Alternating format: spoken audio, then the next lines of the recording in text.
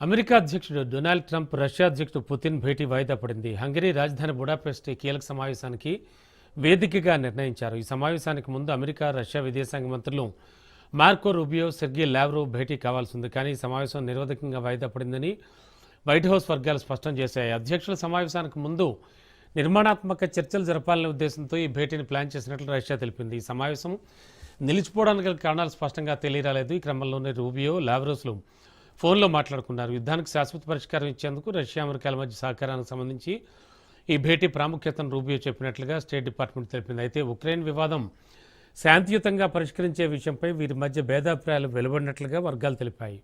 దీంతో ట్రంప్, పుతిన్ల భేటీ వచ్చే వారం సంబంధించి రూబియో సిఫార్సు చేసేందుకు అయిష్టంగా ఉన్నట్లుగా తెలుస్తోంది.